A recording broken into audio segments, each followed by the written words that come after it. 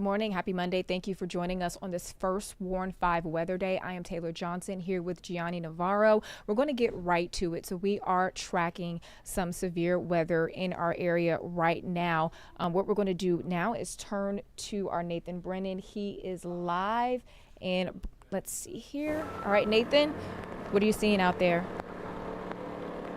Well, Taylor, it is definitely coming down here in Shawnee. For the past hour or so, we've had pretty severe rainfall. I want to go ahead and take a step to your side, though. You can see we're just off of Johnson Drive and Longview Avenue.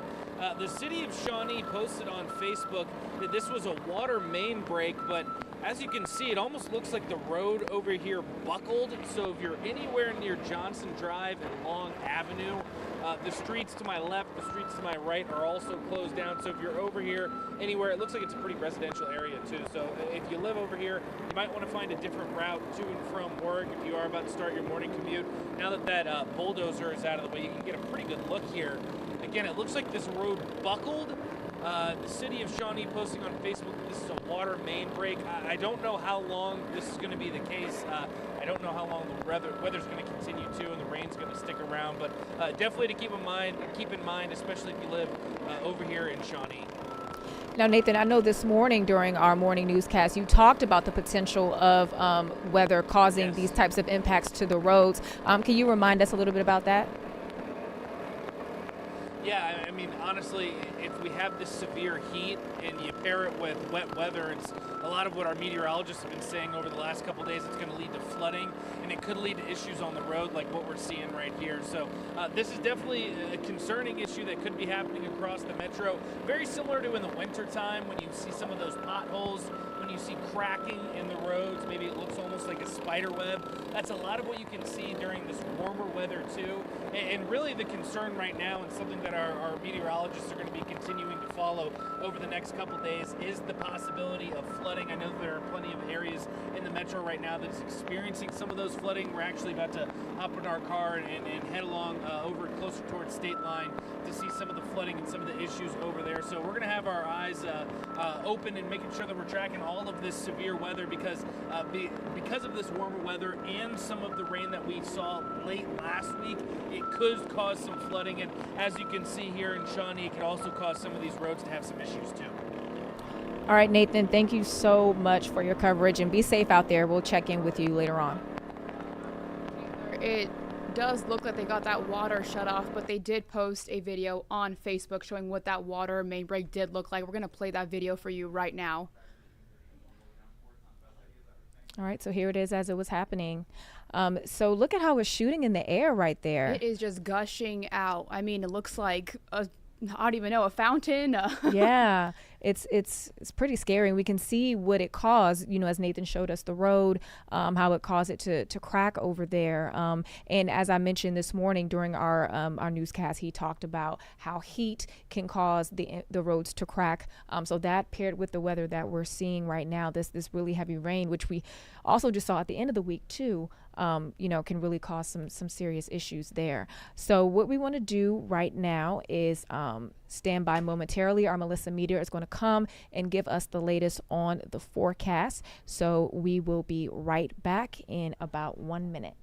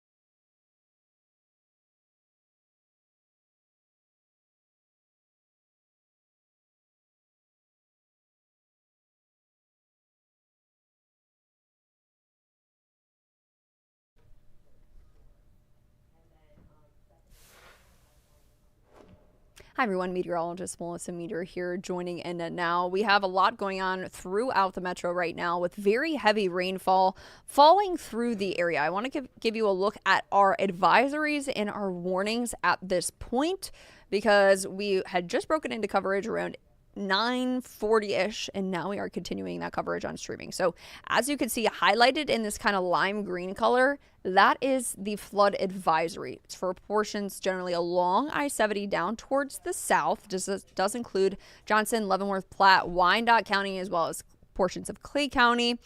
So this is what we're looking at right now. Flood advisory, and if you are generally along the state line south of 70, we also have a flash flood warning. That will go until 1:15 this afternoon. That includes Cass, Jackson, Johnson, Wyandotte counties. We have seen anywhere between about a half of an inch to around 2.5 inches already fall in this area. We could see additional amounts of about a half of an inch to 1.5 inches as we continue to see rain and thunderstorm activity push through. So that is causing the potential for some of that flash flooding along our roadways, along our streams, as well as really any low-lying area at this point, urban areas. Now, if you think back to last Thursday, we had similar conditions with a lot of heavy rainfall, but that was flash flood emergency as well as other flash flood warnings that were considerable. So we are below that at this point. There are a few tiers. Flash flood warning right now, though, that is for portions of Cass, Johnson, Jackson, Wyandotte County. If you live in Spring Hill, Lock Lloyd, Leawood, over towards places like Lee Summit, as well as Independence, you are included in this. Here's a look at our radar right now.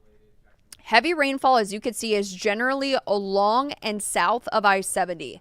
We had been seeing the heaviest rainfall generally along the state line. However, that kind of cluster is breaking up. So we are seeing not as heavy rainfall as we once did, but still, nonetheless, it's still heavy rain, not torrential downpouring at as high as it was at one point. It looks like we're starting to get this to break up a little bit. Heavy rainfall continues to be a possibility here. As you can see, really throughout the metro, though, if you look at the 435 loop and around, north of I-70, not as heavy rainfall activity is happening. However, a lot of lightning occurring. Generally, south of I-70, maybe a little bit, is up towards our northern part of the area, but otherwise, heavy rainfall out there. What we've got today is, and really all of this week, this is an interesting and challenging setup that we have going on. One, because we have something called a stalled boundary in our area. That stalled boundary hanging out generally along and north of the I-70 corridor. That's been happening for the past couple of days. If you think about the chance for some rain and thunderstorm activity low end, the last several days, getting these thunderstorms that form along that boundary is pretty easy due to how much moisture is in the air. Of course, we have that first warm weather day today for the heat, for the humidity that's prolonged here for several days. So specifically to see these storms kind of form, heavy rainfall form along that stalled boundary and move very slowly. That's why we have seen these slow-moving rain and thunderstorms that have dumped a lot of rainfall. This is something we're going to be watching here very closely as that stalled boundary is going to hang around for the next couple of days.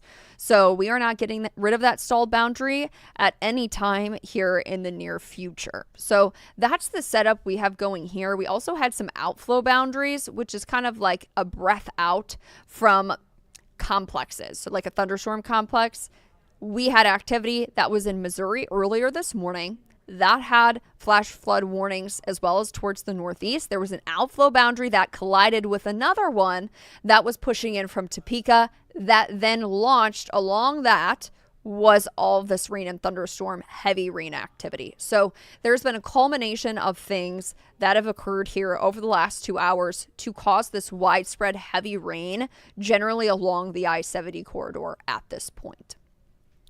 In terms of how much rain we have seen, I'm going to pull up this 24-hour rainfall total here. This is going to be at select stations across the area, and these update periodically, not all the time. So it looks like in Olathe, this would be at the Olathe airport, their local airport. That's about 2 inches of rainfall. about 1.5 inches towards Lawrence, and haven't really seen any readings here from KCI. KCI is a little bit up towards our northwestern areas and is out of the bulk of the heaviest rain. But if we look at our 12-hour radar estimated precipitation, that gives us a better look of where the heaviest rain has fallen. And as you can see, that is right where we have that flash flood warning.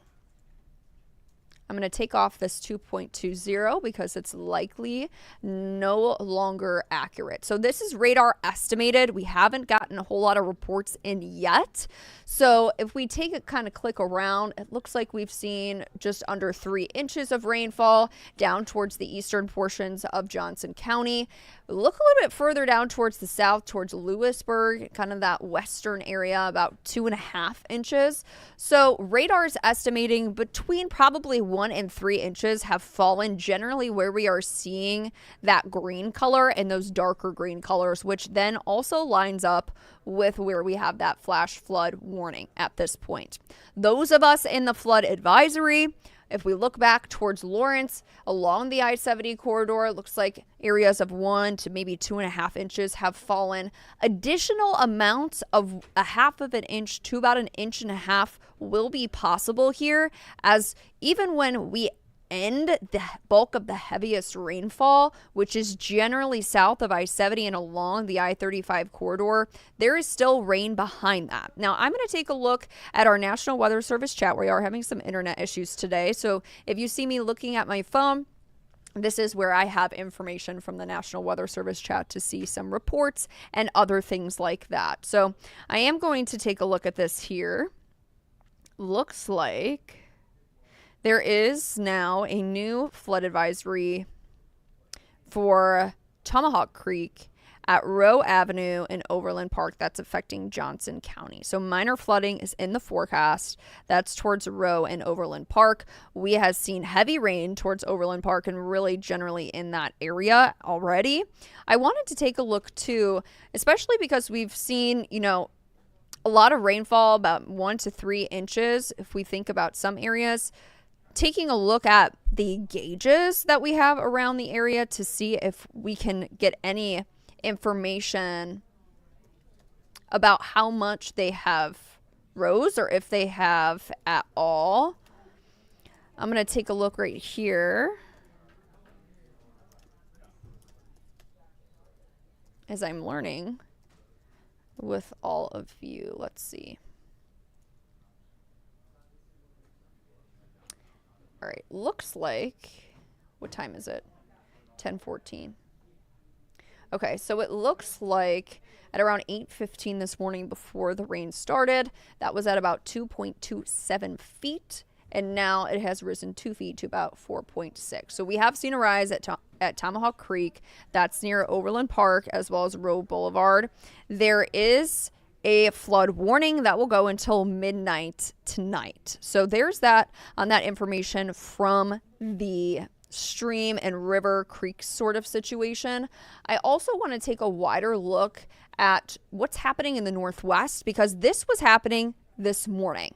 So as you can see here, our northeastern area is highlighted in that green, that darker green color. That is that flood watch. That will go until 1 o'clock this afternoon.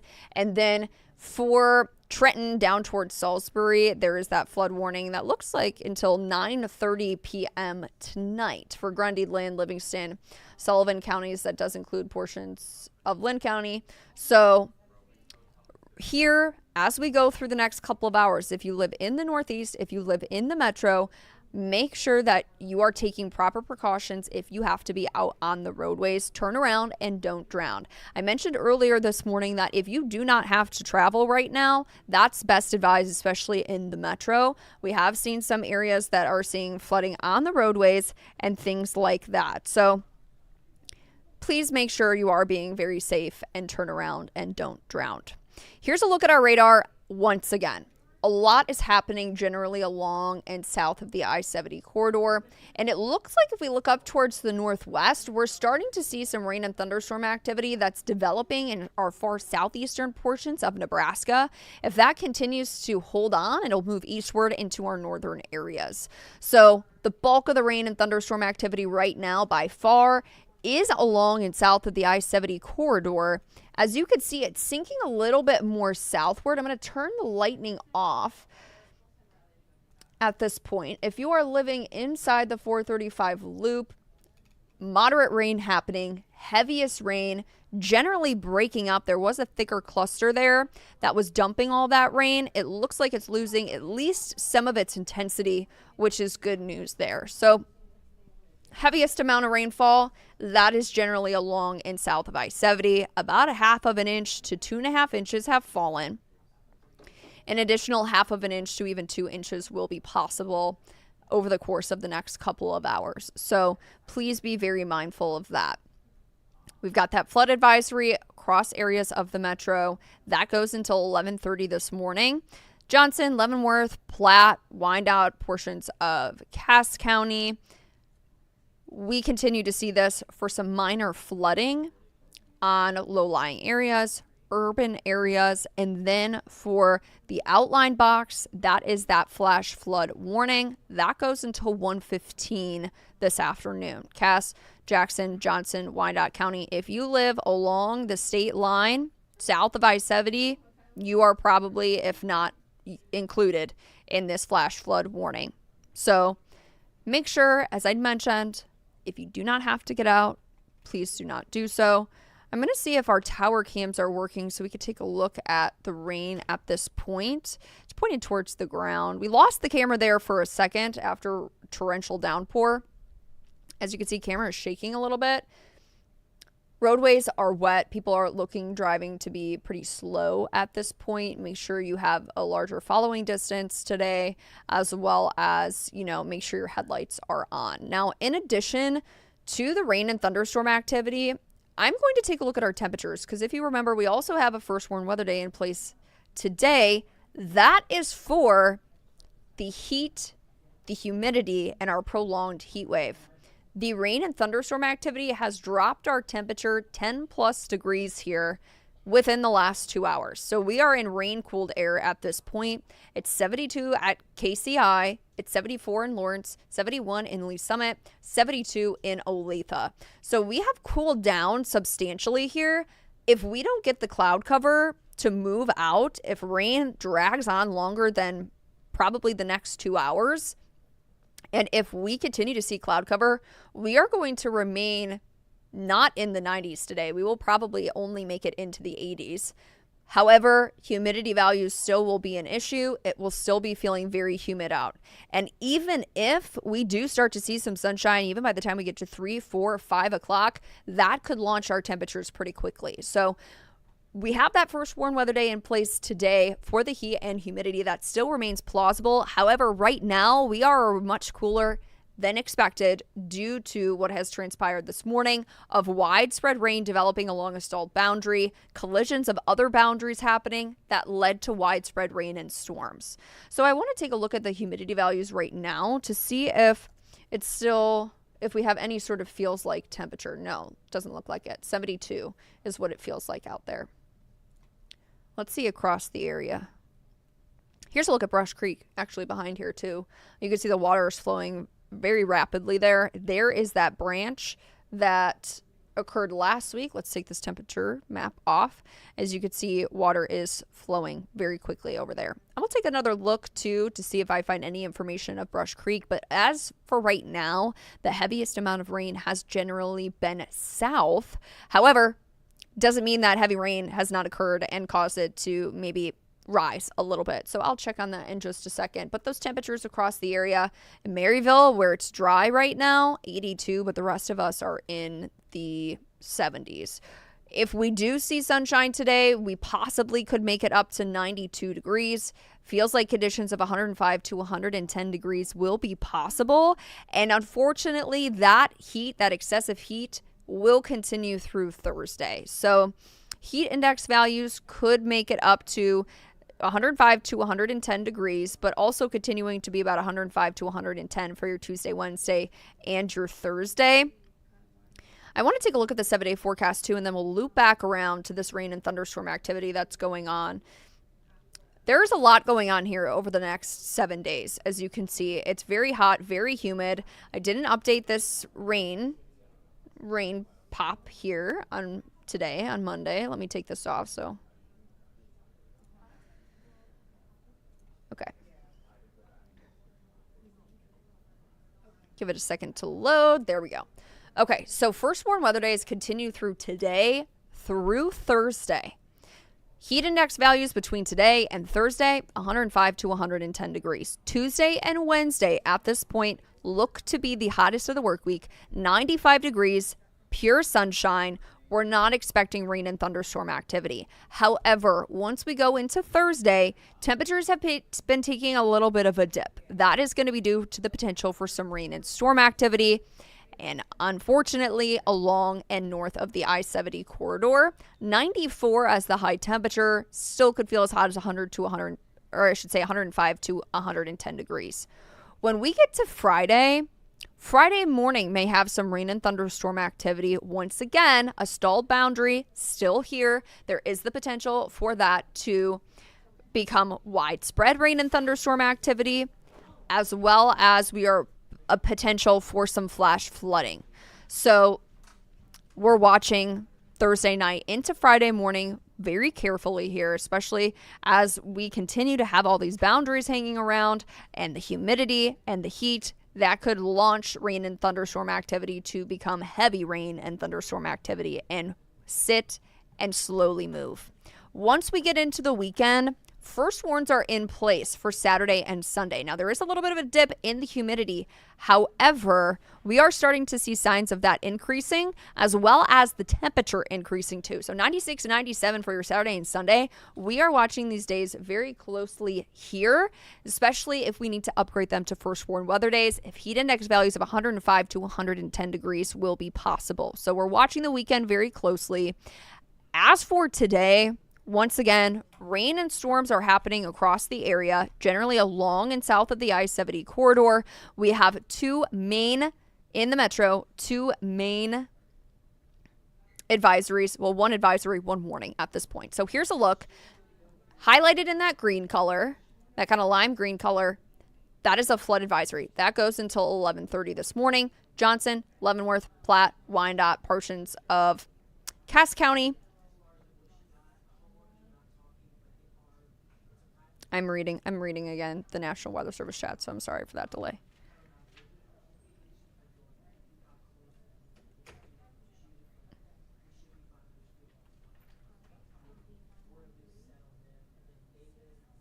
Okay. So it looks like that flood advisory until 11:30. Then, if you look inside that green box, there's a smaller box in there. That is a flash flood warning. And that goes until 1:15 this afternoon. Cass, Jackson, Johnson, Wyandotte counties are included in this. Heavy rainfall continues to be possible. It looks like anywhere between about 1/2 of an inch to 2.5 inches have fallen in this area already. This is when where we have seen the heaviest rainfall. And we could see an additional 1/2 to even 2 inches of rain move through the area. So if you can stay home, that is best case scenario.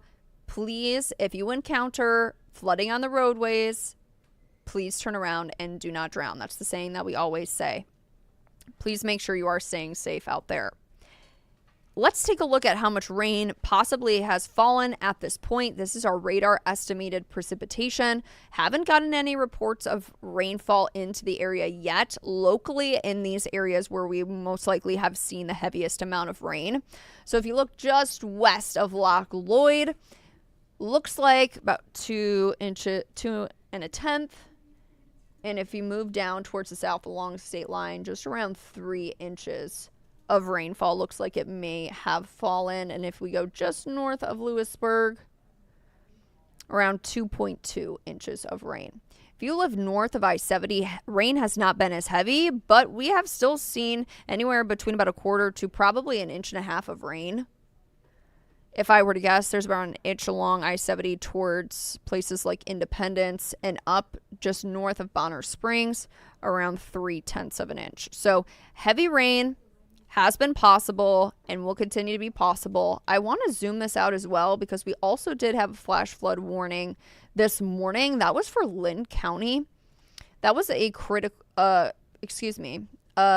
considerable flash flood warning this morning. They have seen anywhere between 5 to maybe even 9 inches of rain in the bulk of where we see that orange, that red, even a little bit of purple. There is a steep cutoff there, as you can see. However, please make sure, even in our northeastern areas, that you are staying safe on the roadways, because while rain may have ended in our northeastern areas, waters are going to take a little bit longer to recede if there's been flooding on the roadways. So as you can see, rain has ended in the Northeast. What we're watching here is what is going along the I-70 corridor at this point and moving towards the east pretty slowly. I want to take a look at how quickly, or the lack of speediness, I should say, that these storms are moving. Looks like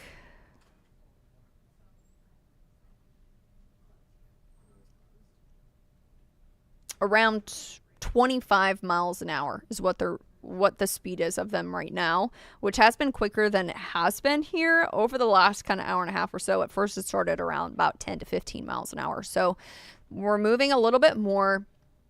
Widespread rain and thunderstorm activity across the area at this point. The flash flood warning continues until 1:15. The flood advisory continues until 11:30 this morning.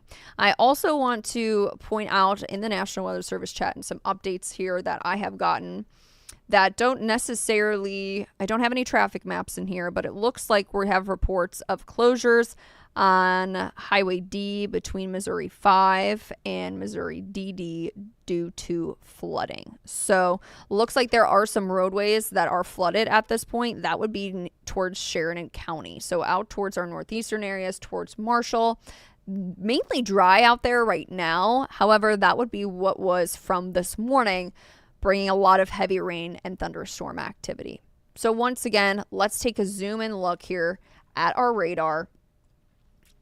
And as you can see, heaviest amount of rain along the I-35 corridor now and south of I-70 from Richmond to Paola over towards Cleveland and then over towards Lee Summit. Now, our radar site is right towards the northwest of Harrisonville. It's in Pleasant Hill. So it's a little bit harder to see radar returns there. So likely seeing heavy rain in that area as well. But still, moderate rain happening along and north of the I-70 corridor.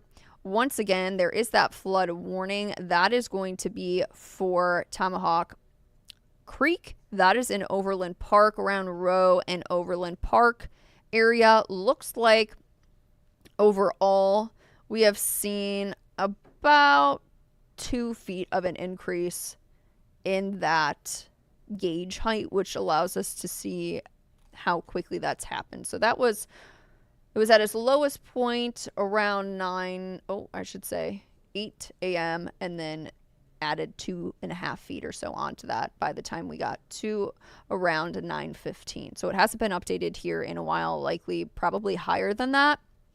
So once again, we have that flood advisory across the metro.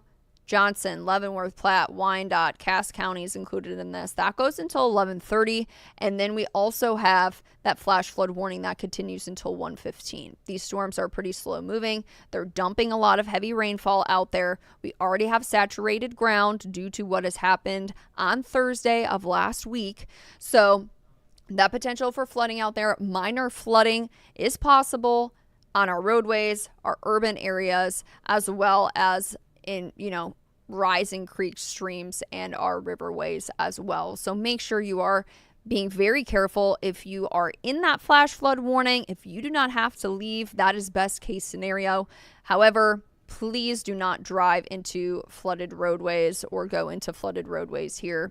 Be very careful out there. Thunderstorms heaviest south of I-70, along and north of I-70. Moderate rainfall is falling at this point. And we will continue to see the chance for rain and storms here over the next couple of hours. Here's a look at our tower cam as well. You could see still raining here in the metro. Visibility is pretty hard to see, especially in some of our, let's pull that up.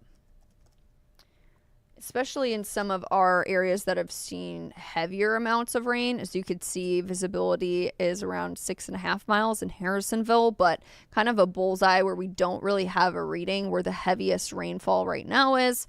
Generally along the end or the southern end of the 435 loop in our southeastern end. So visibility down to 2 miles in Olathe, around 6 here in Kansas City. So it may reduce visibility on the roadways. Make sure you have your increased following distance, your headlights on, taking it slow, and make sure you are staying safe out there. Looks like if we take a look at our rainfall totals from some areas, looks like we are seeing maybe around 2 inches or so towards Lawrence and Olathe. That is just one select area, so it could be higher than that. We have seen some reports of anywhere between about 2 to 3 inches of rain, and the heaviest amounts mainly along state line south of I-70. So an additional amount of half to about 1.5 inches of rain will be possible here due to the ongoing rain and thunderstorm activity. Heaviest amount is down towards our southern areas at this point. So here's a look at radar right now. Looks like we've got some more rain and storms that are on the way moving in from Kansas, or I should say portions of central Kansas moving into places like eastern Kansas at this time.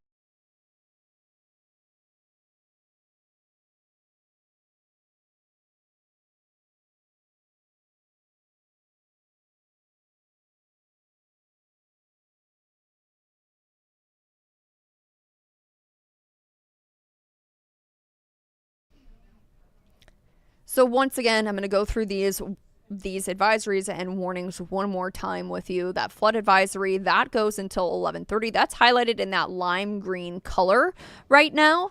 And then as you take a look at the kind of highlighted box here, it's hard to see. That is that flash flood warning. That goes until 1:15 this afternoon. That includes Cass, Jackson, Johnson, Wyandotte counties. Flooding is possible, especially on our roadways as well as low-lying areas. We could see rises in creeks, streams, and rivers here. So please be very careful as you head out the door this morning. And if you do not have to, I think that would be the best option to wait this out until rain and thunderstorm activity does come to an end. Before I go here today, I do want to include that our northeastern areas also are in a flood watch that goes until 1 p.m. This is mainly for Sheridan and Lynn counties in our area. If you could see that darker green, that goes until 1 p.m. And then we do have an additional one that's stretching from Trenton to Brookfield over to Salisbury. That includes Grundy, Lynn, Livingston, Sullivan counties, and that will go until 9:30 p.m. Now, this is the culmination of what happened from this morning, the flash flood warnings we had this morning. Waters are still hanging around, and therefore, we continue with that flood warning off towards our northeast. So, once again, make sure you are staying safe out there. I'm checking the National Weather Service one more time to see if I've got any more information here or any reports, and it looks like I do not. So that is my latest update here that I have got for you. Make sure you are being very safe out there. Heavy rain is going to be a possibility here over the next couple of hours. Please make sure and stay safe. I'm going to send it over to break here in just a second. I am going to show you one more look at our tower cam. The heavy rainfall that is out there as we go through the morning, limiting the visibility as well. So I hope everybody stays safe. We'll have more updates to come here over the next couple of hours, and heavy rainfall will be a possibility. If we see a little bit of sunshine today, that could heat us up. We do have that first warm weather day in place for the continuation of our prolonged and intense heat wave.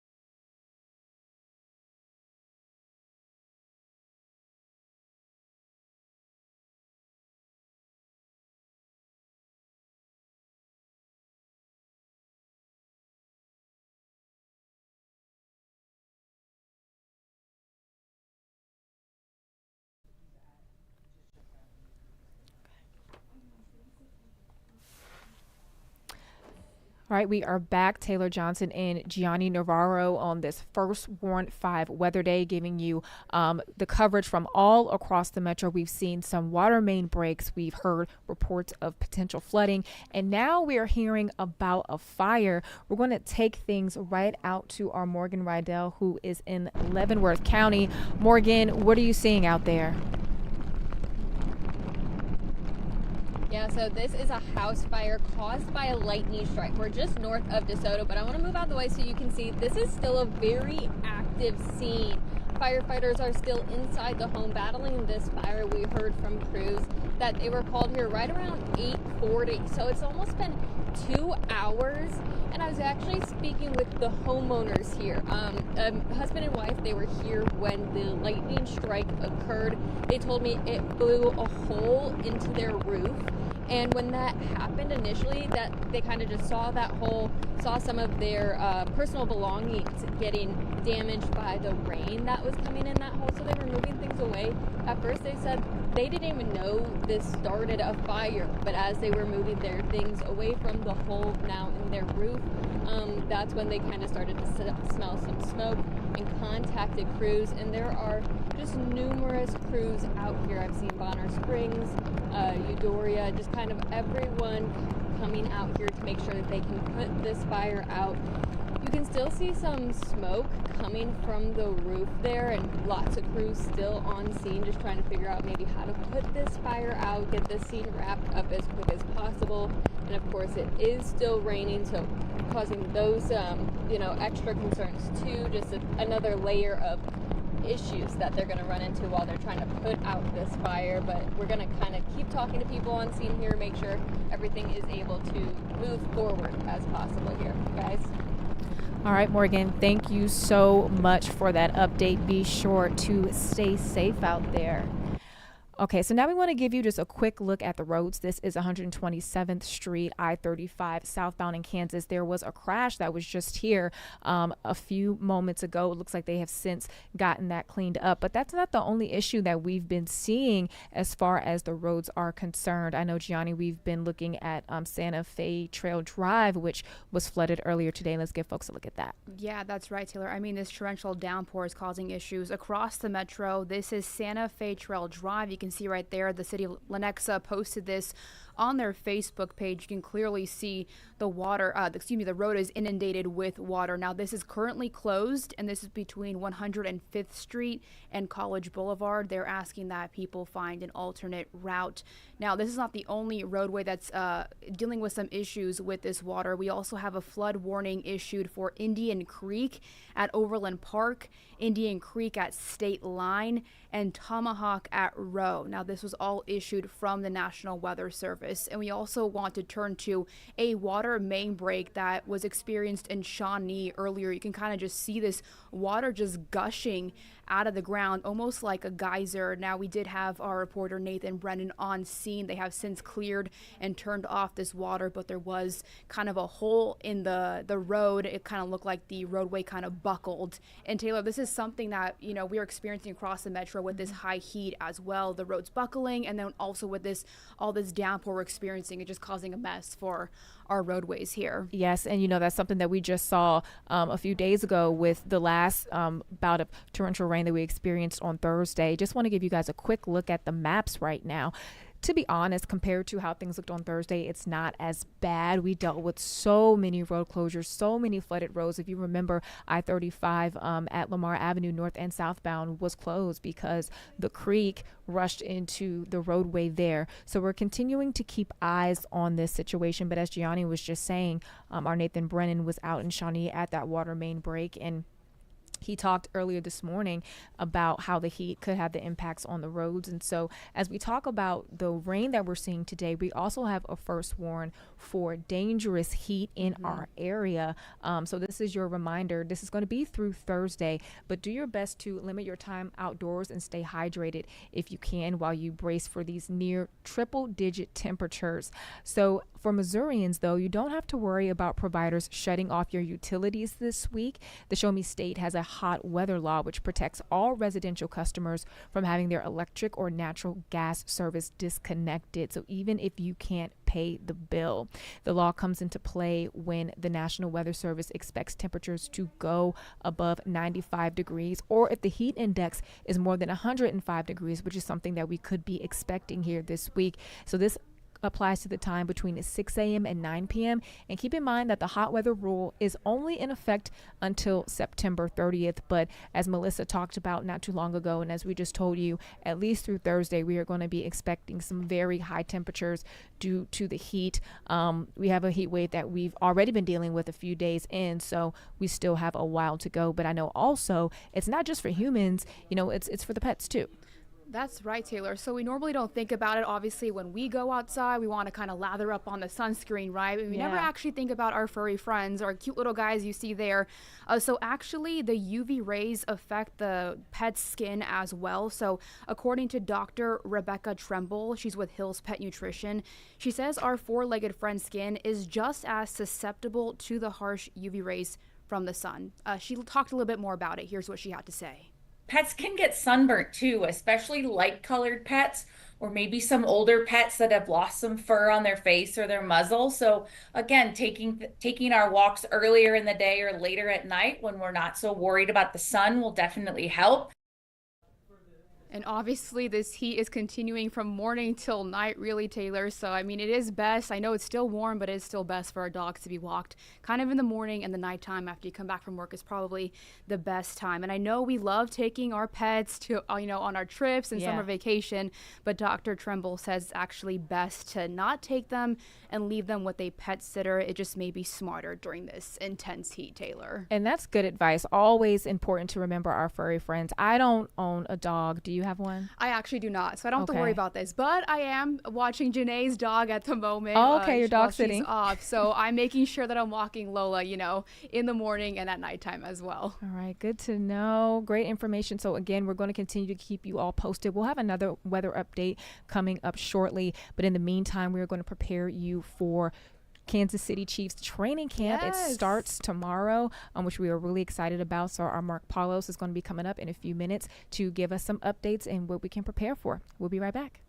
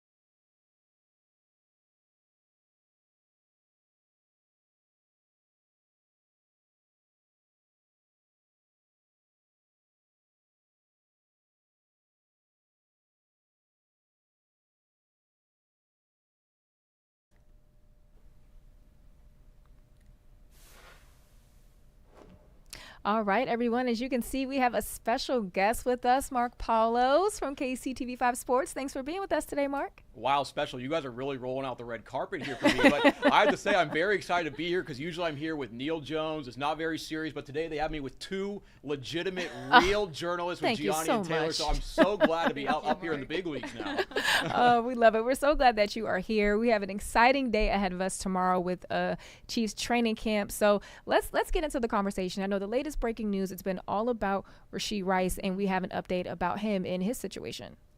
Yeah, a little bit of a surprise. I don't know about a surprise. Yesterday, head coach Andy Reid said that Rashee Rice will be participating at training camp. And I don't know if we really should consider this a surprise because we did see him out there at OTAs. We know the team wants him there. And the league really has not set any timetable for when they are going to suspend Rashee. But now that we have, some resolution to the legal process, I think maybe that suspension could be coming before the start of the season because I don't think this would be a situation where, Rashee plays a couple regular season games and then week 3 they say, hey, you're decided you're going to have to sit out for 6-7 games. I think we're going to find out before the end of training camp when is going to be the first time that we see Rashee Rice. And then here, as you're seeing in some of this video, the Chiefs really planned for him to be a big part of their offense. Last year, he only played a handful of games. He actually tore his ACL when he was tackled by Patrick Mahomes kind of after an interception. But Rashee Rice, they really planned for this guy to be kind of the number one wide receiver for this team. So he's a very, very important piece. So I know a lot of fans are excited to see how he looks out there at training camp. But the big question is how long or if he's going to get suspended. And we're just going to have to wait and see. Yeah, of course. And kind of just give our viewers and obviously Chiefs Kingdom kind of a background about why Rashee Rice is even being suspended in the first place. This is involving a car accident he was involved in back in Dallas, right? Yeah, he kind of driving irresponsibly, swerving through traffic, going extremely fast, and then I believe at first he left the scene. Please don't quote me on that, but there's quite a bit of a legal situation that had to be cleaned up. I know a lot of fans were really looking to see some of the paperwork that was going on with this, and I think a lot of that never was released to the public, but Rashee, certainly a big part of this team, a big part of this offense. They're expecting a lot out of him, a tremendous player, but the off-the-field stuff certainly has to get cleaned up if they want to see him perform the way they want him to. I think, mentally, does this kind of affect an athlete going through these kind of personal issues during a important time like this, Mark? Absolutely, and the NFL always knows that it's known as a no distraction league. Like if you're arrested or if you're causing headlines for the wrong reason, like oftentimes teams really will just part ways with you because so much of this, like they want their guys focused, they don't want any of these quote distractions. And so here, this legal situation, this kind of shows how much the Chiefs believe in Rashee Rice. Because maybe if it were a lesser player, a player that wasn't going to play a lot, if this situation were to come up, the Chiefs would just cut him and move on. But Rashee obviously is an important part of this team that they want to see produce, and obviously a very young player in his career. Everyone can make mistakes, and hopefully he can learn and grow from this. But yeah, I think stuff like this certainly weighs on people's mind. Anyone that has any legal situation, or a suspension's coming, or if we were about to get suspended here at our own job and we knew that was coming down the pike, that would affect how we perform at work. But we'll have to wait and see. You got to accept the consequences of your actions, and Rashee's going to have to deal with it. And so I have a question for you. Has there ever been a case in the past with the Chiefs where a situation like this has happened where, some sort of maybe legal disciplinary action might end up happening with a player, which I know it can alter some things? Yeah, there certainly have been in the past, but specifically with this situation, with the car and the legal stuff with that, there really has not been. And then each one of these situations is so different because the league. So say if a player is involved with domestic violence, they have a domestic violence policy. If a player is involved in other things, they have certain just different ways of going about this. But I mean, with Rashee, this is a very serious situation. I mean, the way that he was driving, someone could have died, someone could have been seriously hurt, and I don't think that's not something that the NFL I think is going to kind of take lightly. So we'll see what happens. And I also think the Chiefs, they might have already kind of planned for a little bit of Rashee to be suspended because they have depth here at the wide receiver position. They brought in some other players. So we'll see what happens. But one thing I can promise you, Andy Reid, Brett Veach, the Chiefs front office, they've thought about all these things. They've thought about all the situations that can happen. And those guys, this team will be prepared no matter what. Well, talking about being prepared, let's get to tomorrow. I mean, isn't it that season ticket holders, they can watch, Yep, right? season ticket holders, the practice is close to them tomorrow, but they're going to see Patrick Mahomes and those guys walk down the hill to the field. Look at Travis Kelce right here. He looks a little slimmer this year. This is from last year's training camp. He's probably, I don't think he said he's lost, or the internet said he's lost about 15, 20 pounds. I don't know if it's that much, but he certainly is a lot slimmer. But training camp for me is honestly, it's the best way to see these guys, because you will never, if you go to a game, you will not get nearly as close to these guys. You won't get to hear the things that they say. Like in training camp, honestly, like you can get as close as all three of us are right now. Like you can be so close to these players. You can talk to them like when they're signing autographs, walking down the hill. And it's just so cool to see them up close and personal. And also, training camp practices for the most part are free, so anyone can go. I mean, obviously going to games at Arrowhead can be very costly, very expensive. This is a very cost-effective option, not very far away from us, and you literally can get so close to these guys. You can hear everything that they're saying at practice, and it just is great. I love going up to St. Joe, and I'm glad at least that it rained today and not tomorrow, because if it rained like this today, they would not be practicing. So we kind of dodged a bullet there. Yeah, Definitely. and it's funny you talk about getting up close and personal with these players. I mean, because not only are there players, but you think about Mahomes, Kelsey, even Andy Reid. They're kind of like celebrities. You know, you see them in the commercials and everything. No, you know, it's Taylor larger Swift than of it life. all. Yeah, when you're out there, it's so cool because like you'll see little kids. They'll literally wait there for about an hour to watch these guys. All they do is walk down this hill. It's the very famous entrance to practice that everyone's seen. And like just when you see these kids, like, oh my God, that was Patrick that just walked by, and like you can just like they're out there in their Mahomes jerseys and all this stuff. Like it is it's a very, very cool experience. It's like it's just the best way to see these guys. Like, and also I will say, like, this is when obviously it's a very serious time training camp. The Chiefs have maybe one of the more serious training camps across the entire league, but this is maybe the time when the guys have like their guard most down. Like, so say maybe later on in the season, like you're at a game, like you're yelling at them, like, hey, like they're not going to turn and look and like sign your stuff or come say hello to you. But here at training camp, they really interact with the fans. I think every day after practice, there's a position group that signs autographs. So it's just so great. I really, if you are a Chiefs fan and you have not been up to St. Joe, get up there this year. It will be worth your time. And there's a lot of stuff to do out there at practice. So tomorrow is for season ticket holders to watch. When can non-season ticket holders, I guess, get up there? Yeah, the first practice open to the public is going to be on Wednesday. And so that'll be a good day to get up there and see everything that's going on. And I will say, even though it's early on in practice, early on in camp, like you might think that they won't be doing as many, exciting things. The Chiefs have a very advanced training camp. So when they get there on day one, like they're running real plays, they're running real things. Like a lot of what Andy Reid and this coaching staff does is they kind of quiz these guys on how much they retain from their previous practices. So in June and late May, they also had their organized team activities here in town, and that's when they kind of install the playbook and let the guys know what their job is, what their role is, and then obviously they have that break from then until now. And then tomorrow at their first practice, like early on in camp, like it's going to be a pop quiz time. Andy Reid's like, all right, we're going to do this, this, and this. And there's no time for the players to prepare. There's no time to ask a coach, what am I going to do? You have to get out there and do it. So when you go out there, it's not like you're going to see fluff. You're not going to see them, stretching and doing – you're going to see them doing legitimate football stuff on Tuesday and Wednesday. So, guys, I really – get up there. It's going to be a lot of fun. We're going to be up there. I honestly can't wait. Love Big Red. Yeah. And, Mark, I do want to touch on the fact that I'm not sure if this was officially confirmed. Is it Travis Kelce's last season? Boy, this is one of the biggest hot storylines topic. going into camp. And I know so everyone's kind of talking about this last year because we saw Travis. He had statistically, he had the worst season of his career. He had a little more than 800 receiving yards. And, a lot of people said that he lost a step. I know there was one, I think it was the AFC title game. Or no, excuse me, the playoff game against the Houston Texans. Travis, caught a ball, and previously in years it would have been he ran for a 60-yard touchdown.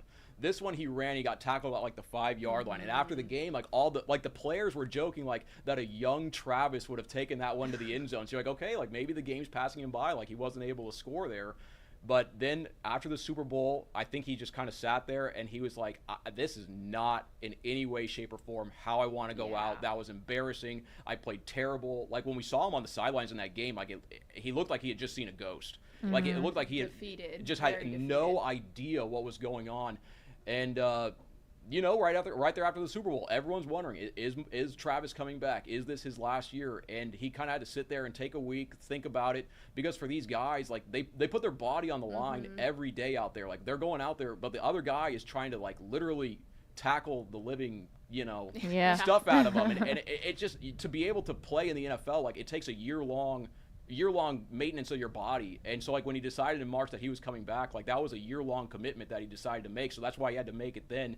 And then I know at OTAs, Patrick Mahomes was asked, like, do you think this is Travis's last year? And he goes, you would never think that by the way that he acts. So I think if Travis, if he has a good year and if he continues to play well, why wouldn't he come back? Yeah. And I mean, I know this is what he lives for. I know he has a lot of stuff going on off the field. I know he's very successful there. He obviously, his relationship with Taylor Swift has opened up a bunch of different doors for him. But the one thing that he lives for is playing football. Like, when you see these guys out there on the field, like, and they run out there before the game, that is like, that's where they want to be more than anything else. And, like, you see that, and that's definitely what drives them. So that's not something that I think he would want to walk away from. And if he's successful this year, I think we'll see him back. Yeah. So I want to let you guys in on a secret, with him playing again this year. Yeah. He's only doing it because I decided to come back to Kansas City, Yeah. and I haven't had a chance to see him Hey, he's like, in another action Taylor's in a coming while. to Kansas City? All So right. that's just what we do. Loves Taylor's. Yeah, he loves Taylor's. The name Taylor, it packs a lot of power, I love that for you, Taylor. Thank you so much. Well, it's also very cool to see, like, Taylor Swift there at the stadium, because I know last year, so for the AFC Championship game, I was the guy that was shooting, like, the player intros, all of them coming into the stadium. So, like, we get Mahomes, we get Andy Reid, we get Travis Kelce, and, like, I'm on the phone with Marlia, I'm on the phone with our news director Josh, and I'm like, all right, like, are we good to go? And they're like, no. We are staying on those intros until Taylor Swift enters the stadium. So it was like, this is one of the biggest football games of the year. Like, literally one of the 3 biggest football games of the year. What was the most important shot for us to get? Taylor Swift walking into the stadium. Mark, I have to ask you, though, when you did see her kind of walking down, was it surreal to kind of see her in person, I guess? Yeah. It's unbelievable, because, like, very few people I've actually covered. I've covered, like, 2 presidential rallies, and I've covered, like, I've seen some very whatever, like, like, those cool are movers stuff. and shakers, and the way that Taylor Swift, like, moves and glows and walks, like, it's exactly like that. Like, it takes people's breath away when she's there. Like, literally everyone, like Patrick Mahomes, Travis Kelce, Josh Allen, like, all these people were walking in, and the showstopper, absolute showstopper, is Taylor Swift. Every camera gets lined up, every media member gets lined up, and it's not like that for anybody else. And it's just like, I remember one time last year, I was getting a shot of her, and I was sitting there, and I was just like, this is the most famous person in the world. And I was like, she is here in Kansas City. Yeah, it's crazy. Like, in I our love home. And it's just larger than life. And then, like, when you see all the videos and memes of her at Arrowhead Stadium, I'm like, that's right, that's our girl. Like, this is Kansas City, baby. So I love it. And it brings more people out Taylor too. Swift is our girl. She's on the team. She is on our team. And if she doesn't sing the national anthem at the Super Bowl, like, we got to get this right. Oh my gosh! And did Cardi B come to a game here last year? No, I think she was. I know Ice Spice came here with Taylor Swift. Taylor, And yes, think, I remember that. Brad Pitt said he's going to come to a game this year, and I think another local celebrity that hasn't been to a game yet that said that they're finally gonna get out to Arrowhead. So okay, yeah, I Brad mean, Arrowhead. Pitt. This is what happens. Like, you start winning titles, like, big movers and shakers start coming to your stadium, and it's Arrowhead is becoming quite the place. Yeah. Well, it already was, but to see the celebrities is unbelievable. Yeah, for sure. It's quite the destination. So I know when we talk about training camp that there are a lot of things that folks can get involved with, and so I just wanted to bring up the schedule here. I mean, it's pretty extensive, starting tomorrow, and it's into August, like close to mid-August is when it ends. Yeah, training August camp? 13th. But one thing, so they do have a couple practices that do cost $6. Like, I know there's one this upcoming Sunday, the 27th, is one that costs $6. I think Saturday, August 2nd, is a $6 admission day. So those days, even though they charge $6, guys, it is 100% worth it, because those days they bring in extra things just for the kids, for the family, everything to do. Like, Casey Wolf is out there, like, the cheerleaders are out there. They have a bunch of games and all this sort of stuff to do. So those $6 days, I would definitely say, are worth it. I mean, $6 to go see the Chiefs and to see all these guys, I mean, that's an absolute steal. And then one thing I will say, parking is $7 per car. That's what Missouri Western charges. The Chiefs don't charge that. That's the university. But no, training camp is a great place. They do have a lot of cool things, and those theme days for the family, all that kind of stuff, definitely worth checking out. Mark, I have to ask you, for this season in general, I guess, what are you most excited about? It's kind of funny to say, but I'm just excited to see how this team comes out after being embarrassed in the Super Bowl, because I know we've talked about this all off season long, but it had just been years and years and years since we saw the Chiefs get embarrassed, and that's like the last memory that we've had of them since February was just them. I mean, I hate to say it this way because I love the Chiefs, but they were just uncompetitive on the field of play. Like, there is not 1 second of that game. Like, literally after the opening drive of Philadelphia, I was like, this is not good because the Chiefs just don't have the ability to compete with this team today. And they did not, obviously, by the end of the final score. So I'm interested to see how they come out. And a lot of people this year are not. They're kind of doubting the Chiefs, which is interesting to me because the Chiefs right now, they're up against history again. Last year, they were trying to become the first team to win 3 straight Super Bowls. This year, they're trying to become the second team in NFL history to win 10 straight division titles. The only other team to do that was Tom Brady and the New England Patriots over their great run out there in Foxborough. So the Chiefs now, they're up against it. That's certainly a goal that they want to achieve. And the AFC West, I think you can really make an argument, has become the best division in football because every single coach in this division has won a football championship. 3 of them have won Super Bowls, and 1 has won a national title on the college football level and took an NFL team to the Super Bowl. So the AFC West that the Chiefs are playing in, they're just going to be they're going to have to play just tough teams in the division. And again, but one thing though, the Chiefs, they're going to be motivated by this pursuit of history because they want to do things like Travis Kelce. Look at him right there. He wants to do historic things. Patrick Mahomes is driven by the history of the game. Andy Reid, we already know he's one of the best coaches of all time.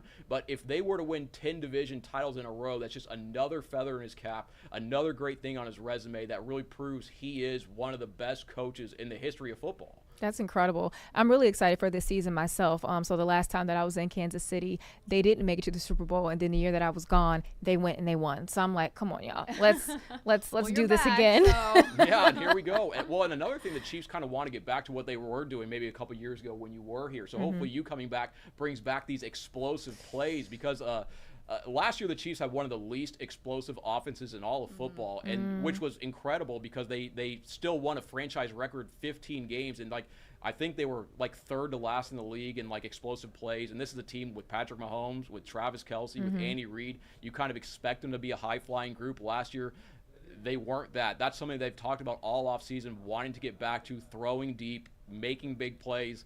That's something we're going to have to see at training camp. They certainly have the pieces to do it, but again, the question is if Rashee Rice is out, that will impact that. So we're going to have to see what happens. Yeah, and speaking of seeing what happens, we know that our sports team, you guys are going to have us covered on air, on streaming as well during the week. Yeah, we're going to be streaming all those press conferences live just as we did last year. And I know it's training camp and people kind of think, hey, this stuff doesn't really matter. The Chiefs really aren't going to give all that information out. I'll say this. Training camp is when we get the most information out of head coach Andy Reid during the season because the NFL, it's such as much as we view it as entertainment, as sport, it's a billion-dollar industry where information is one of the most important things that's coveted. You can't let your information out. You can't let people know what you're practicing on. You can't let people know who's playing at what position. So during the season, Andy Reid plays things very tight to the vest. He kind of gives you the bare minimum. He'll give you a little soundbite, but he won't give you any information really. But at training camp, if you ask him football questions, how's this guy looking? What's this going on? You get a little bit more of an open Andy Reid. He'll give you more of an honest assessment, I would say, of the team, give you a little more insight into some of these battles. But then during the season, when his competition and the other teams are listening to what Andy Reid has to say, he doesn't really give you anything because why would he? It's not to his competitive advantage to do that. So these training camp press conferences, although you might be, all right, it's July, what are they actually going to say? This is when we learn a lot about this team and who they're going to be for the rest of the year. Awesome. Well, we are so excited for it. And again, for those of you watching, you can find all the information related to training camp on KCTV5.com. We have ticket information here. We have parking information here. The schedule for all the theme days, how much it will cost for you to go in on certain days, those practices like Family Fun Day on August 2nd. And Mark said it was a steal, and you're not lying about that. Compared to regular season, what's $6, you know? Yeah, no, how much we spend $6 on anything. You can go to Starbucks and spend $8 on yes, coffee. That's an easy $6. Yeah, and I will say it's very cool to go up there and see them at a college, university like Missouri Western because it's very rare in the NFL these days. That used to be the norm where they go out to these college campuses and stay there. Now, a lot of these NFL teams hold training camp at their practice facilities. So these guys, they drive to the facility just like it's the regular season. They practice for a couple hours, and then they get in their cars and drive straight back home. That is not what the Chiefs do. The Chiefs drive up to St. Joe and they spend the entire time there. These guys wake up in the dorms. It's real They go to camp. practice. Oh, listen to that. That's thunder. some thunder. And then and that's what they do. So like the Chiefs have like these $100 million athletes staying in college dorm rooms, and it's Bring just, them back to their roots. no, Yes. but that's exactly what it does, because it's a big team building thing. Yeah. Because these guys, like they literally are living together, sleeping together, all this kind of stuff, where it's like it's just like they're back in college and they're forming these bonds, and that's so important because the Chiefs, it's the ultimate team game football, and like these guys, like they just bond more when they're in the dorms versus if they just went to practice and went home. Like it really breeds a lot of that unity. So it's very cool that the Chiefs do that. One of very few teams in the league that still does. Awesome. Well, thank you so much, Mark, for joining us this morning and giving us a little preview of what we can expect starting tomorrow. We have complete coverage all through training camp. So excited to see what comes out of it. Yeah, thanks for having me. I was so glad to be here with some actual legitimate journalists. You got that right. Yeah. All right. Well, we will be back. We're going to have another check of weather coming up soon, as this is a first warned weather day. We'll be right back. Boom.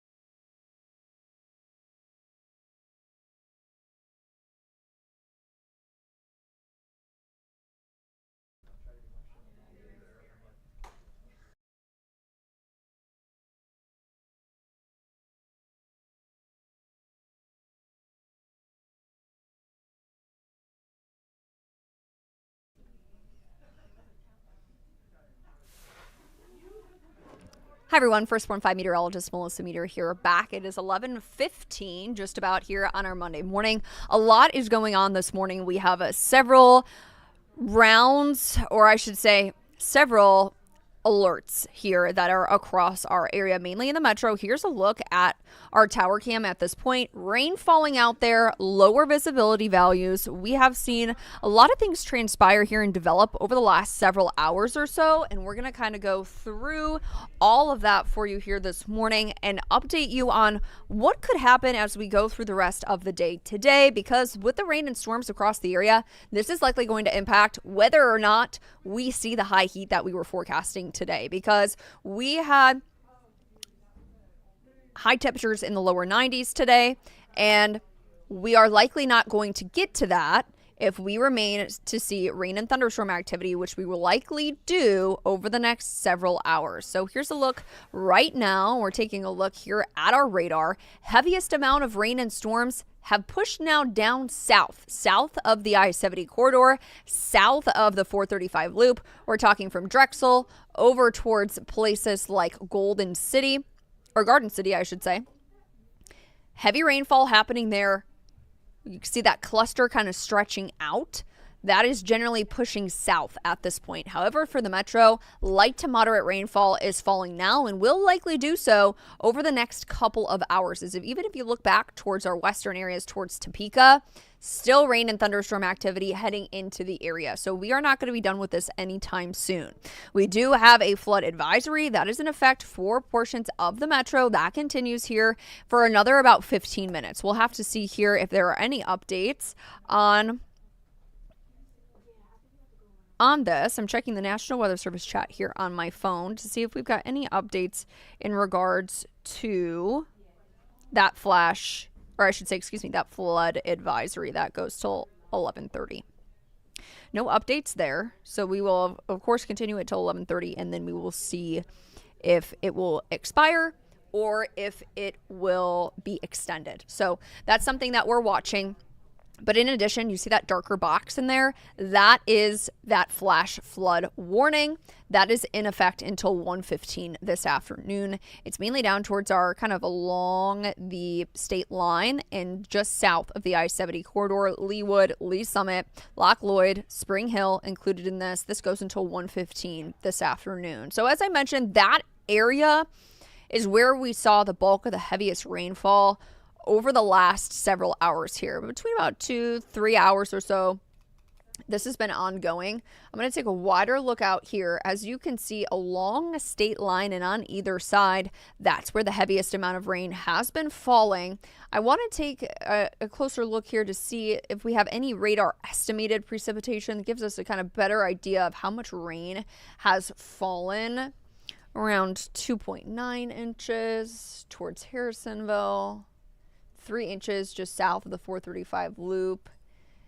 Inside the 435 loop, let's take a look, around 1.2 inches. So I think between about 1 to 3 inches likely has fallen where that area of the flash flood warning is currently.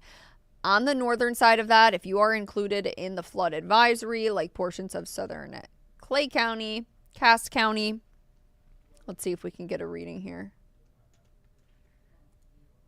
Our machines have been a little bit glitchy here, so just bear with me to see if we can get anything to populate. Doesn't look like it. Let's try and take a look at a reading from KCI at this point.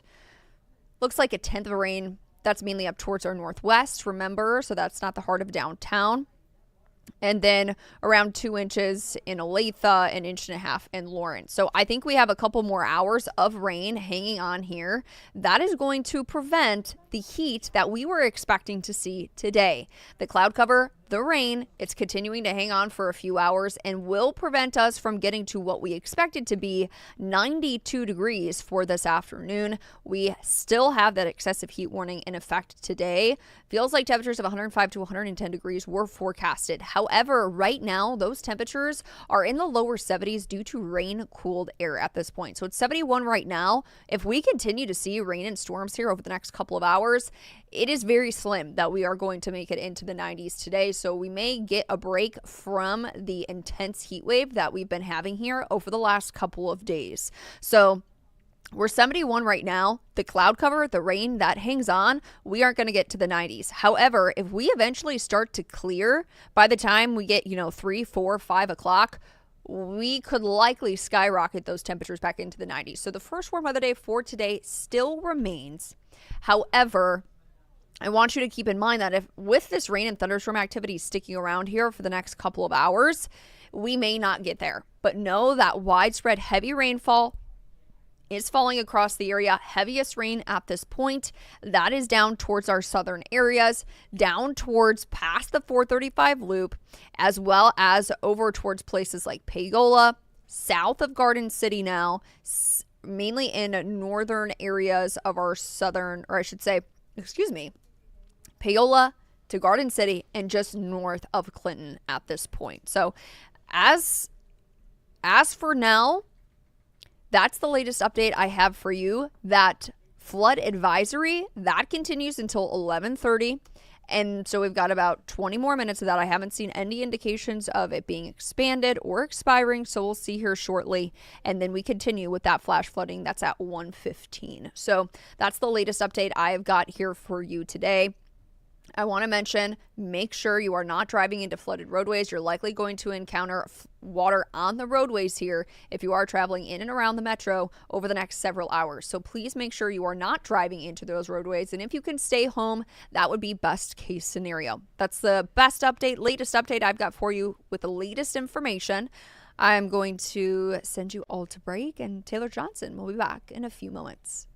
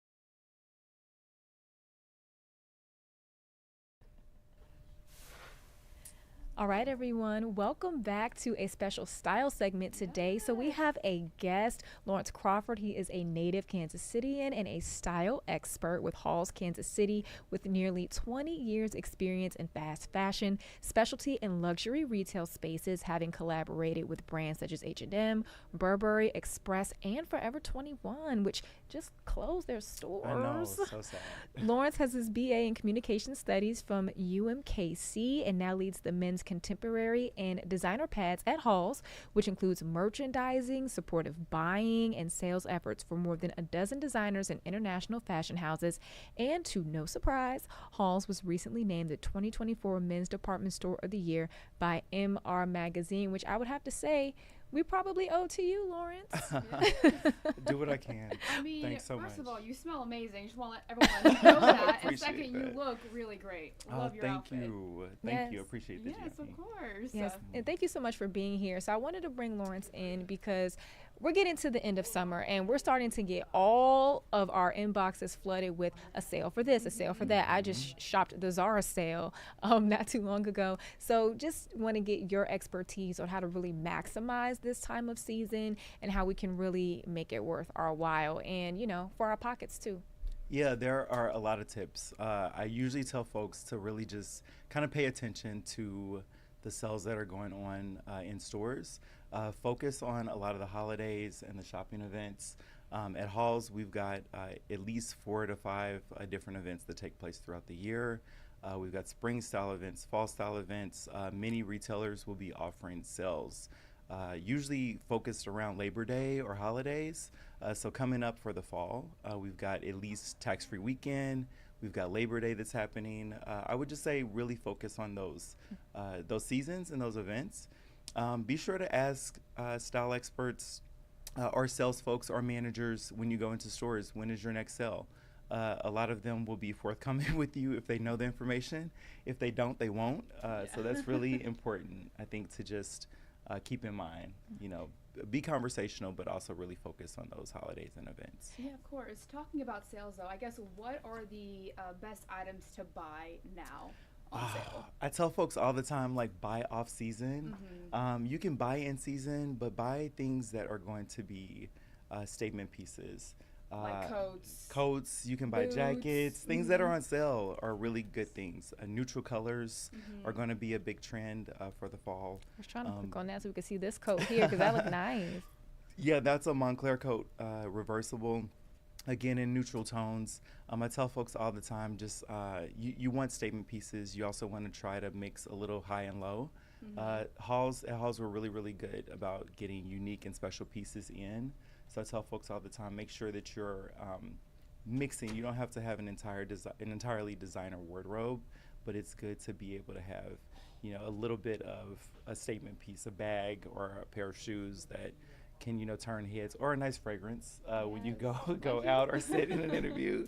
All those things are critically important. I think sometimes when you're getting dressed, it might be overwhelming, right? I know I've spent, you know, hours in my bedroom just making a mess, pulling out different pieces and not knowing exactly what to wear. So I guess you're the expert. What are, I guess, like the 5 staples or staples that you should have in your closet that make getting ready really easy to go out? Oh my goodness. So I call them core pieces. But for men, usually like a pair of brown and black dress shoes, a sport coat, probably gray, navy, black, will tend to get you through lots of seasons. Throw in something that's going to be a little bit more fashion or trend. So usually like a nice coral color, depending on your skin tone. You know, you want to find things that are going to complement your complexion, things that are not going to complicate your complexion or complicate styling later on. So stick to neutrals, a lot of your natural colors, your blacks, your whites, your grays, your creams. Those things are really easy to pair lots of other things with. For women, I say a couple different styles of shoes, a stiletto or pump, an open heel, an open toe, and a closed toe shoe. Make sure you've got a nice pair of flats. Statement handbag in black would be great, as well as probably nice blouses, you know, things that are going to complement your shape and figure and not complicate, you know, your shape and figure. Back at Forever 21 and H&M, we used to always use merchandising techniques. Try to blend, don't shove. So you don't want to force fashion. It should be easy and simplistic. It should feel really natural. I'm a huge proponent of less is more when it comes to styling. Yeah, and I feel like that's been a pretty common thing lately is just like the classic style, even just like with accessories as well, you know, not doing too much, just having like your staple pieces. Like I love this little watch that I have, you know, nice and simple. Yeah, so what about accessorizing? Oh, accessories are really important too. You know, they help take your fashion to the next level. I love throwing on a little bit of the feminine with a little bit of the masculine. So for a lot of ladies and guys this season, we see a lot of pearls, a lot of gemstones, jewel tones, earth tones coming back into play. Guys are wearing pink again. I'm really grateful for that. You can see I'm sporting a little kind of hot pink coral today and magenta. So it's really important to just be flexible, be willing to kind of stretch what your personal style is. Okay, I also want to talk about this because this has been a debate online. Is a skinny jean out? I'm so glad. I just knew we were going to have this conversation today. I specifically wore some semi-straight leg jeans for this conversation. I'm a huge fan of the skinny jean, purple jeans and Subi brand. Those were two pair of jeans that we kind of sell through like crazy at Halls. They are very much still in. Okay. I think they are having their day. I think their day of reckoning is upon us. But I think, you know, it's good to be able to have a little bit of both. Yeah. We've been in the skinny jean era for the better half of probably 15, almost 20 years since I've been working in retail. We're seeing a lot of straight leg, looser fitting, even like flare jeans coming back, kind of inspired pieces from the 70s. They're kind of making a resurgence. I think it's important if you don't like those styles to still kind of add one or two pieces. I call that style stretching. Just really try to make sure that you're having something that you can work into your wardrobe at your own pace. Yeah. The one thing I did notice though, with specifically the skinny jean, it works well with boots for the winter time. Yes. You know what I mean? You can tuck them, or you can do an overlay. Yeah, exactly. I feel like it works more. So I'm never gonna get rid of my skinny jeans just in case. I'm gonna need them, even because styles go. You know, they change. They change. Here and there, Everything's they so come back. cyclical. Exactly. Yeah, so I also, I mean, it's easier now for straight legs. We're kind of in this boot western country era, and we've got a lot of guys now that are asking for boot cut jeans, which is something that I haven't really seen or heard people ask of since probably like 2008. Yeah. So it's been a really long time coming for stuff like that. But things are cyclical. Fashion is cyclical. And style is really your own. So, you know, work a couple of pair in there and leave the rest at the store. And speaking of things being cyclical, with these sales at end of summer, what are some of the staple pieces that we can look for that we can carry with us into the next season? Yeah, staple pieces kind of going to the next season. Back to, I feel like I've covered this just a little bit, but the neutrals and earth tones, those are so important. I think for the fashion forecasting that's happening right now, it's important to have just a good amount of like jackets that are in browns, your creams, being able to pair those easily with light wash jeans, dark denim, some looser fitting slacks, or not exactly slacks, but casual pants.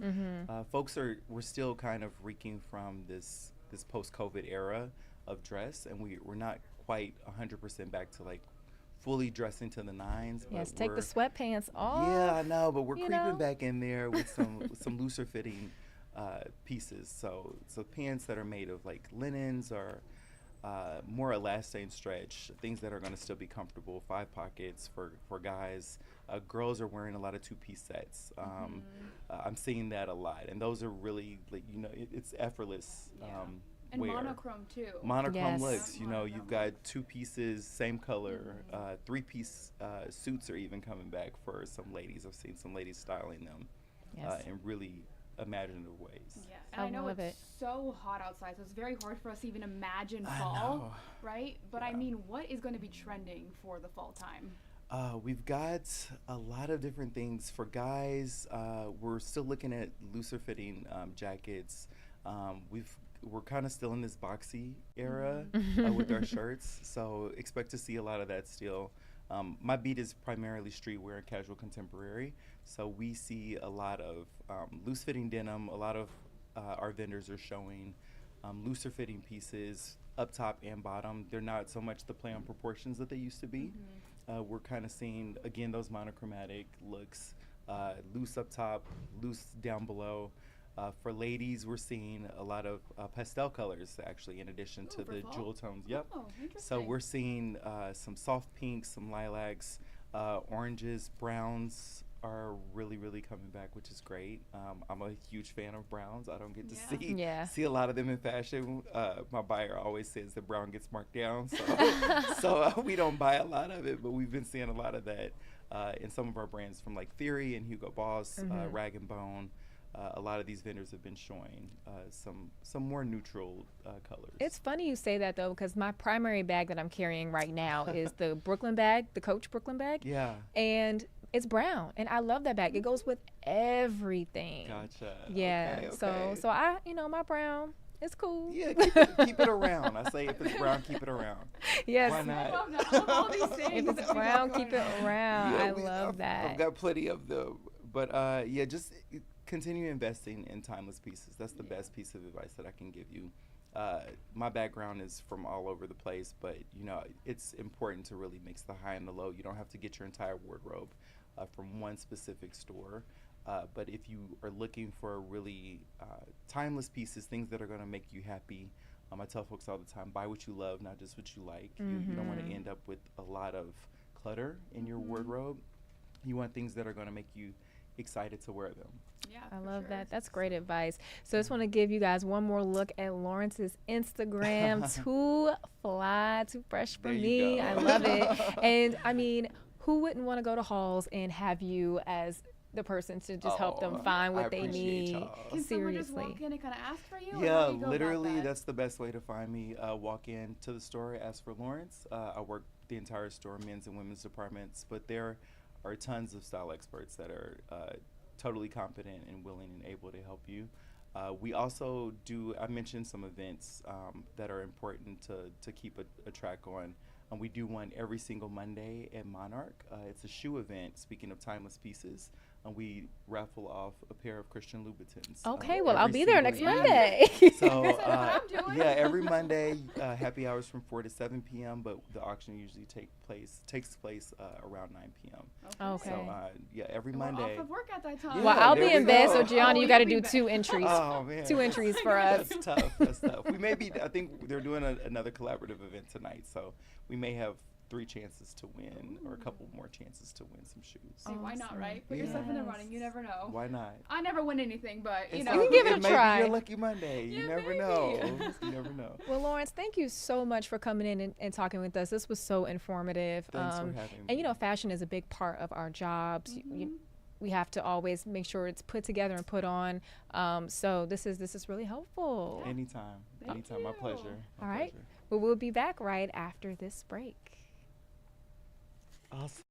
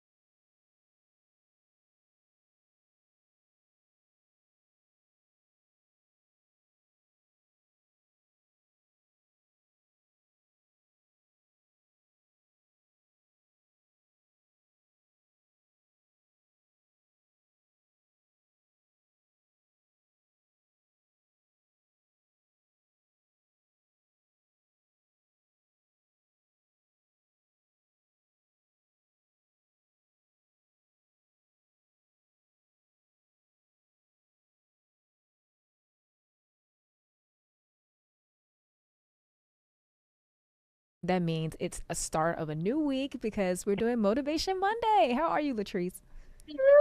I am wonderful, terrific. It's Monday, and I'm excited to get things accomplished, goals hit. What about you? How are you today? I am feeling great. I had an awesome Good. weekend, which was a lot of fun. So Yeah, it kind of gives you the extra little boost to go into the week. I'm also going to visit family this week, absolutely. so I'm excited about that as well. Yay! I did family time all last weekend. Even got in some Earth, Wind, and Fire, Oh baby. So I'm yes, still on that. Yes, yes. So it's been a good weekend. that is awesome. To be able to see the legends in action. It was, when I tell you, it was unbelievable. That Philip Bailey, like the kid said, he ate down. He ate because, baby, that voice, I was like, sir, you're in your 70s. What are you doing? But thank you for it. Love Thank it. you. Oh, it was awesome. And his son was singing with them. It was a beautiful time. I had a great time. That is great. And thank you so much for sharing that with us. So, as you talked a little bit about goals, and that's something that we want to focus on today because we're already over Okay. halfway through the year, right? And sometimes you get to the halfway point and it's like, okay, I had set out these things to accomplish. I didn't quite get to it.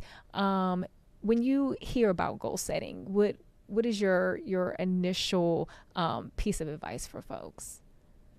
Listen, Taylor, break it down. Say it with me. Break it down.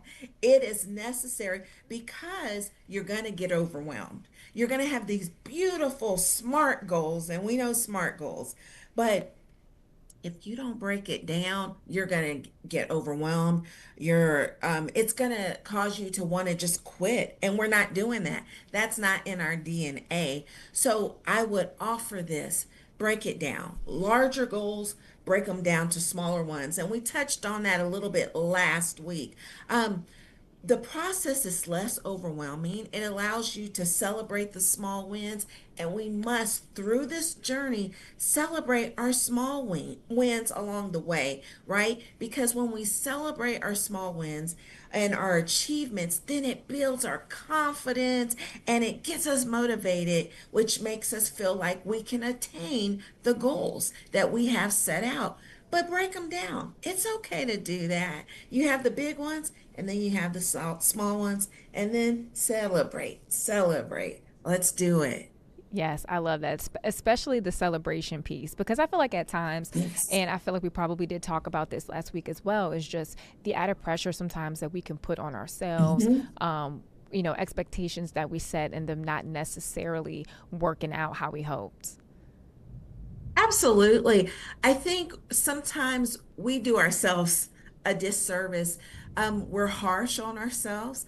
We talk to ourselves negatively a lot of times, like, see, you're not worth it. You didn't do that right. You're a failure. You can't do that. What made you think you can do that? Take all those negative thoughts and throw them away, right?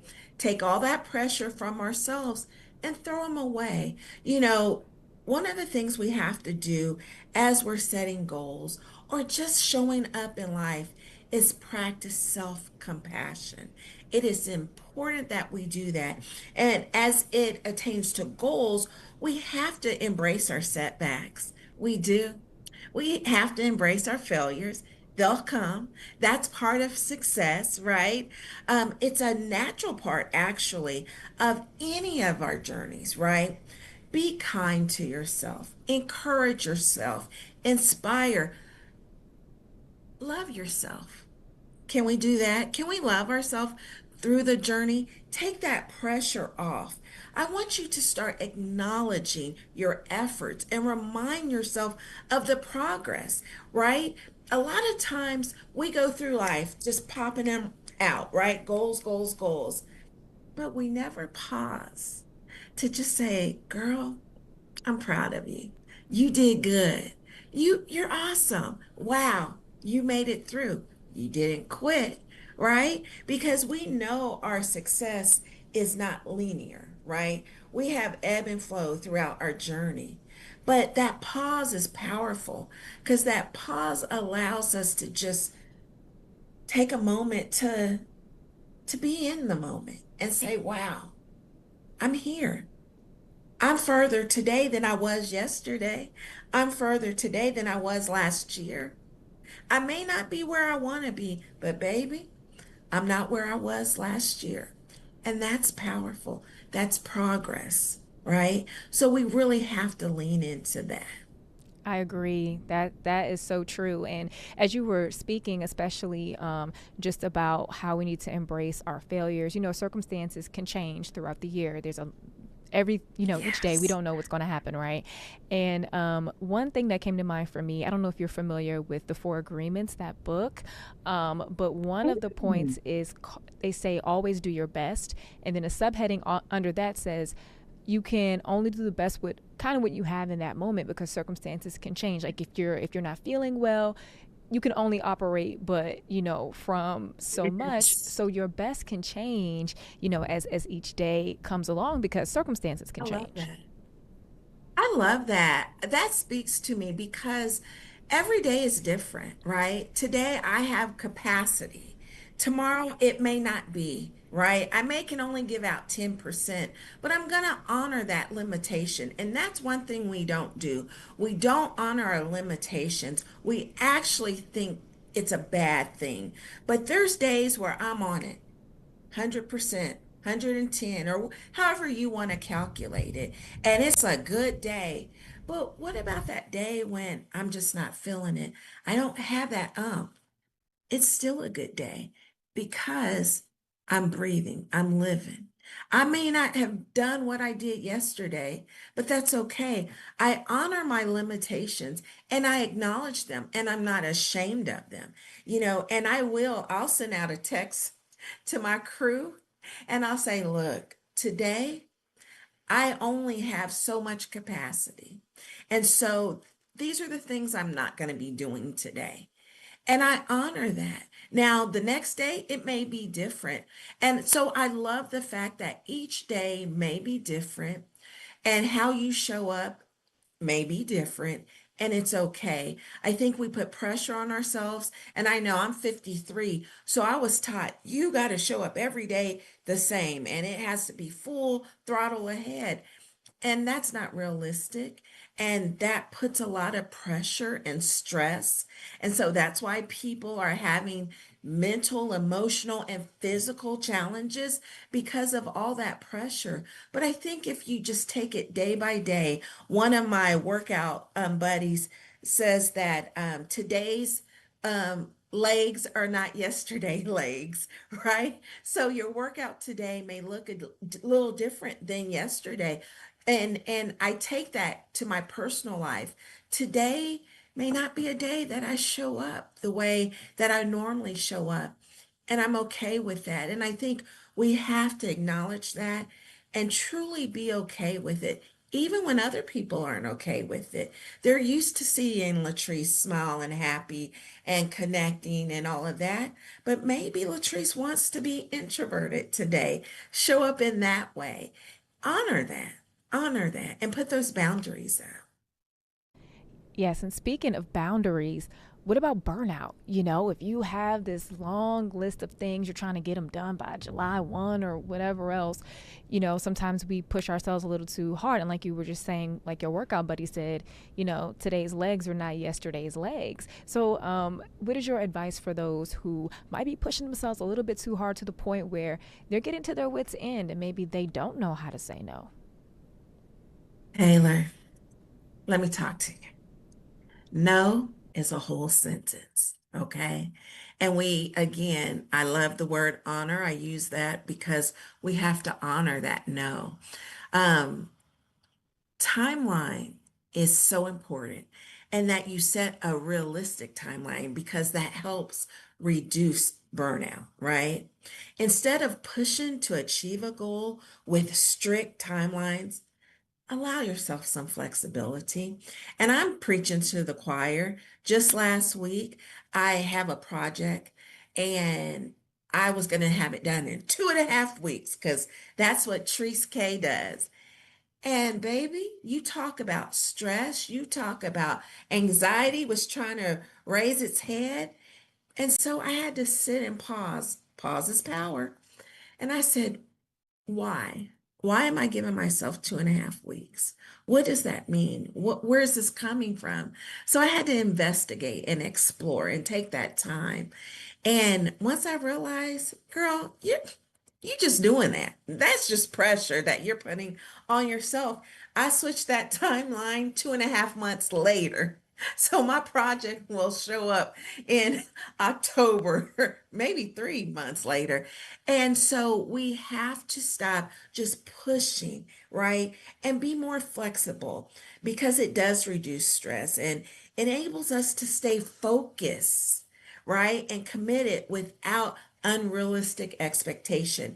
Because when I had only given myself a 2.5 week deadline, when I tell you I started, my husband is my partner. I was like, honey, I need this, I need this, blah, blah. I was sharp, I was irritable, I was not the nicest. I didn't need to do all that. You don't have to, right? And so once I took that pause and put boundaries and said, you know what? We can do this at a later date. I can achieve this goal in October instead of 2 weeks, 2.5 weeks. And so I think that helps with burnout. I'm really having realistic timelines. I know you want to get it done. I know you're excited. But once you put that deadline and you realize, oh my gosh, I didn't give myself grace, I didn't give myself time, then you need to just pause and say, you know what, let me redo this for a moment and see what really speaks to me and what is my capacity. That's important as well. And I really love just the emphasis on flexibility in your last answer. And that's something that I really hope that people can get today, that there is room to be flexible, that there is room to make changes, that it doesn't have to be what we hoped it was going to be on December 31, So I really hope that people Right. get that from us today. I really do. Absolutely. Flexibility has to fit in your life. It has to, because life, I know this isn't correct English or grammar, but life be life. And so, but that doesn't mean you have to quit, and that doesn't mean that you can't achieve goals, but you have to kind of pivot and, just like our roads, right? We have all this construction. So sometimes we have to detour, but we're going to get to the same destination, but it may take longer. The route is different, right, than what we plan. That means changing your timeline, being flexible, but we're going to get to that destination. And that's what's important. Flexibility has to be in your life. I would say if I could offer nothing else today, flexibility, being able to pivot, being okay when you need to pivot. It doesn't mean failure. It doesn't mean anything bad. It just means that I'm thinking outside the box.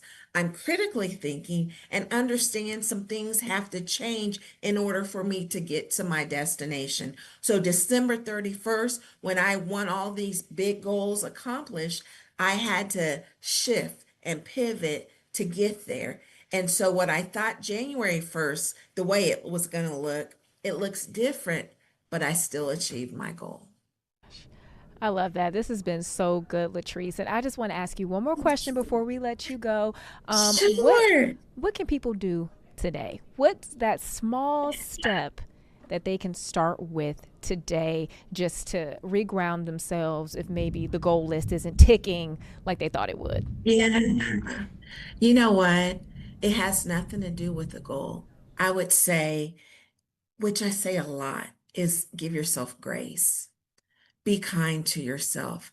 That is the start of setting the goals. That is the start of navigating the journey, is making sure you're kind to yourself, that you're taking care of yourself, that you understand that you're equipped to do this and you will get it done and you will accomplish what you need to accomplish. However, love yourself. Be good to yourself. Talk good to yourself. Be kind. to yourself, because as you build yourself up internally, then you're able to have that confidence, that fortitude, that strength to accomplish whatever you set out to do. But at first, it has to come from within. So good, so good. And everyone, you heard it right here from Latrice Cabuya on this Motivation Monday. Be kind to yourself, be good to yourself, love yourself, give yourself some grace as you continue to navigate your way through the year. And not only can you see Latrice here every Monday with us now on the live desk, but she's also on my KC Live on Wednesdays for Wellness Wednesdays. That's what you all do there, right? Yes, ma'am, we do. Awesome. So it doesn't have to stop here. And then how can people find you? Sure. My website, latricecabuya.com. Just go there and anything that you're asking will be on that website. Trust me. Awesome. Awesome, folks. Well, thank you again, Latrice, for being in here with us today. And can't wait to talk to you next week.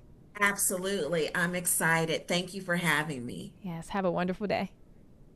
You too.